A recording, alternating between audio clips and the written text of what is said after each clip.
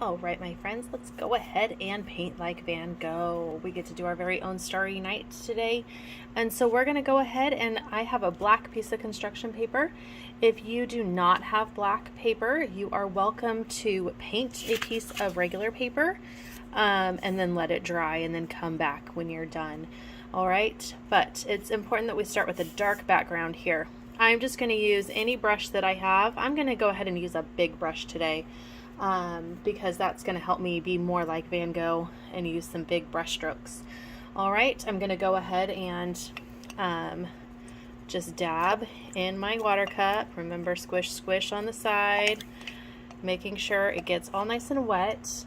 And then I am going to get a paper towel and make sure that I dab on that paper towel. Now, if you want to use a piece of chalk, you're welcome to do that. I'm actually going to get a tiny bit of water, not a ton of water, and I'm actually going to kind of draw like my horizon line on here with just water, because I'm going to quickly fill it in so I'll remember where it is. So I'm just going to imagine, need a little bit more water than that. Imagine where my horizon line is going to go. See, and just like that, I have my basic line, so I know where I'm starting with. Now, we're going to use just regular paint today. I have black, blue, green, yellow, and white. I encourage you to use a lot of paint today. Normally we don't hear that, but yes, we're going to use a lot of paint. So I'm going to get a nice big glop of blue. Look at how much blue is on there. And I'm going to start painting like Van Gogh. I'm going to think about how we can swirl lines on there and leave chunks of paint. Okay, they don't all have to be blended in. Leave some chunks on there and think about some different designs as you're putting this on. They can be short lines, bigger lines. Just have a variety and have fun with it. Remember, this is an expressive piece. Van Gogh used expressive brushstrokes. So that's exactly what we're doing today. Remember, try not to fill it in completely. Try to keep those brush marks on there. All right, I think we'll go ahead and go around on this one.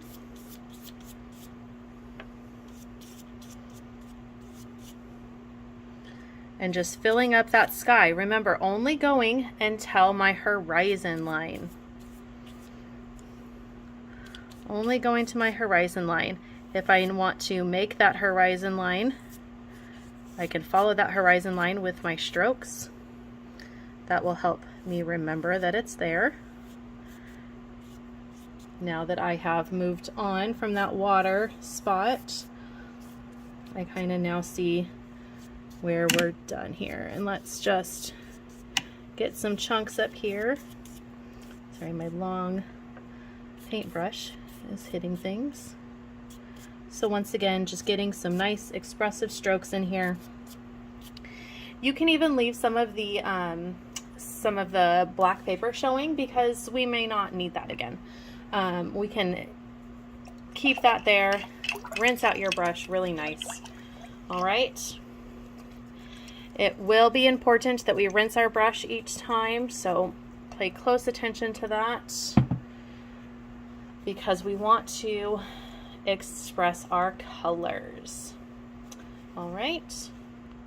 All right, I went ahead and turned my overhead light off so that you could see this with all the wet paint. Now we're gonna go ahead and get some white. We're just gonna get white paint, and we're gonna go straight into that before it starts drying. We want it to mix on our papers. All right, following some of those curls that we made. Oh look, I have a hair attached. Following some of those swirls,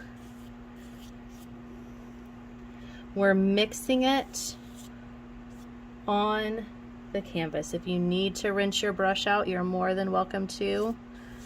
I'm gonna go ahead and do a couple over here. See, I have quite the puddle forming over here, so I'm going to try to spread some of that out, as I don't know what happened there. I can even decide, oh look, it almost looks like a heart. I don't want it to look like a heart, so I'm going to kind of just keep spreading that out. All right, notice this is just adding to our already wet paint. I did not pick up any more blue. All right, now we get to do something super fun. I'm going to rinse out my brush and make sure it's dry. And I'm actually going to turn my brush over, and I'm going to use the other side. And we can come back in and kind of do some extra work here with strokes. We're like etching, doing some etch marks. Now remember, your paper is going to start getting very wet and probably very wrinkled, so be patient with it. I believe we will not come back into the sky until it's dry. So if you want to wait until it's dry, I don't like some of those marks. You can wait until then to kind of do some of these. All right, so these are just little etch marks. You could even do like little marks around it, like so. I'm just wiping it on my paper towel, by the way, if you wonder what I keep doing over here. So I'm just kind of making some little extra marks to add some texture in here, like that. All right, so do what you are happy with. All right, my friends, now we get to start working on the bottom part. So we're gonna go ahead and take some green. And if you would like to just get a tiny bit of black in there, you are welcome to do that. Don't get too much, but just a little bit. All right, that's going to help kind of start making some shadows or some shading. And I'm just going to use that and push it right up to the top of my mountain here. Now remember, if it's still dry or if it's still wet in that sky a little bit, that's okay. It's going to blend it all together. And I'm just going in those curvy motions. Maybe I want to pick up just some green and maybe do, I don't know, maybe do some different shapes down here. Maybe I want this to stand out a little bit more from my other spot. So maybe I'll keep these kind of rolling hills. See how we can make it look like different things just by the way that we paint it? So maybe I add some more, kind of swoop off the end down there. It is just the paint strokes, the brush strokes that are making this look like something else. All right, so we can get it all nice and covered, and then we can go on to our next spot. Oops. All right, once again, if it feels like it's getting too wrinkly, too wet, then you're welcome to wait for it to dry a little bit. I encourage you just to keep going. All right. Now, it's important, before we stop, we need to find our tree.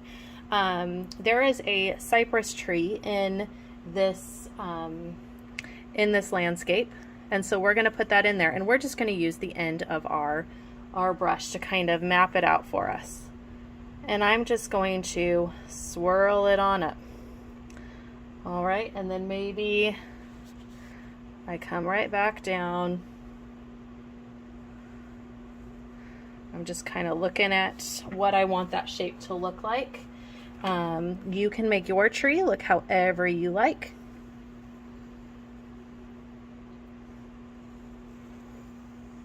I'm just going to make mine look kind of like that. So then I have it on there and we're good to go. All right, you can also go through and figure out where you want your houses to be. Maybe you want a nice little house to be right here. Nice little house there. Maybe we want, let's see. Mine's already starting to dry a little bit, and that's okay. Remember, overlap things. It's going to give us a different look here. You can do as many little houses as you wish. I'm going to go ahead and maybe do just about, maybe I'll do just 3. I always like to say keep it to an odd number. Odd numbers are always happy to the eye. I always say they're pleasing to the eye. All right, so I have a couple little houses there. Now I can go through and I can maybe grab some of that yellow. And I can say, you know what? The lights are on. The lights are on in my house. All right. You are welcome to even use the other side of your brush. Like I want to kind of go through here and just make some of those markings a little bit darker because mine was already drying a little bit.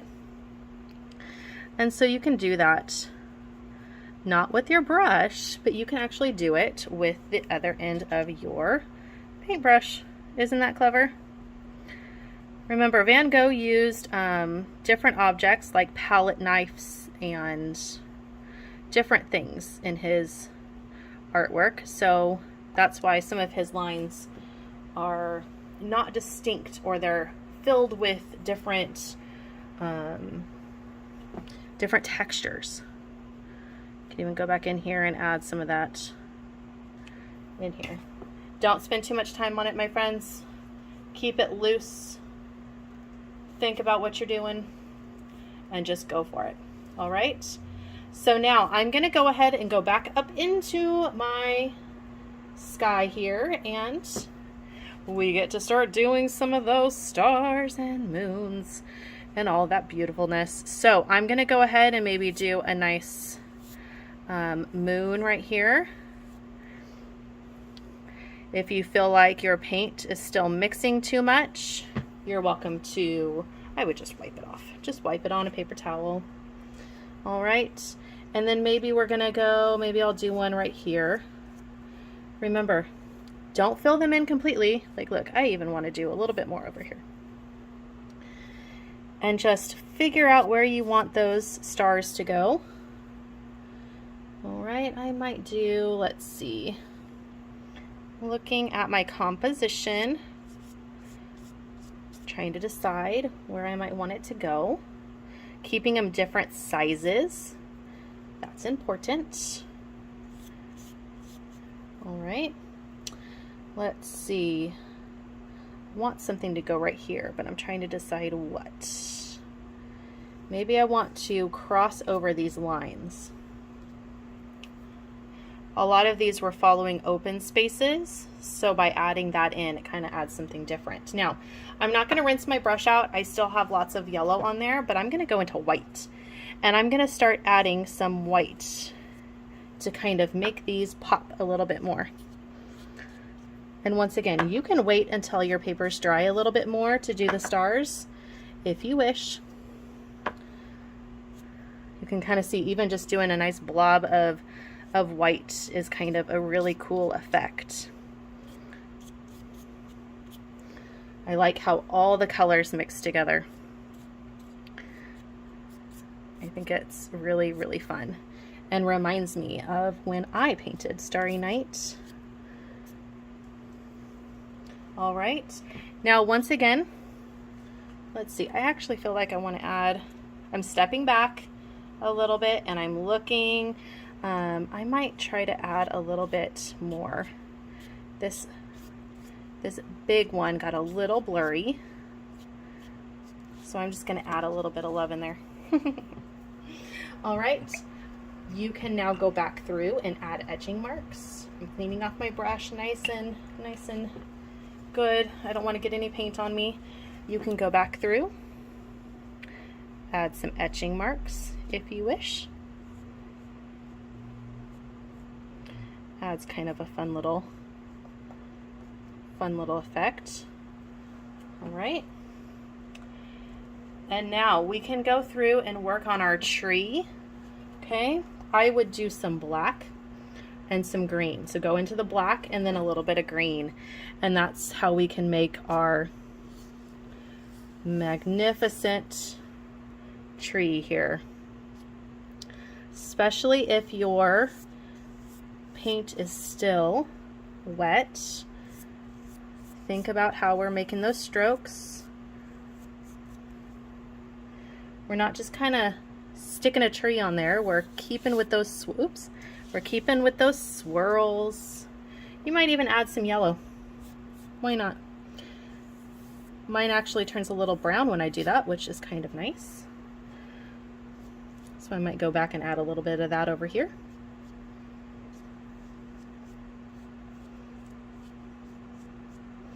Just showing where my tree is coming up at, blending it down.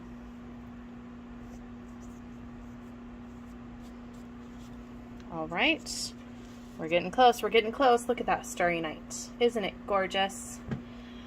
All right, so you're welcome to go through. Remember, you can always rinse your brush out. Swish, swish, swish, swish, swish, swish, swish, swish, swish, swish, swish, swish, swish. Press, press, check it. Ah, yeah, pretty close. Dab it on your paper towel, and you could always come back in here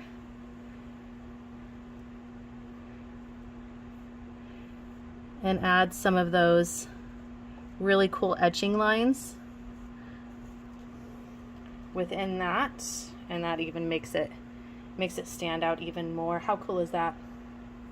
All right, then don't forget to just let it dry. Once it's dry, you're welcome to come back through and add any more.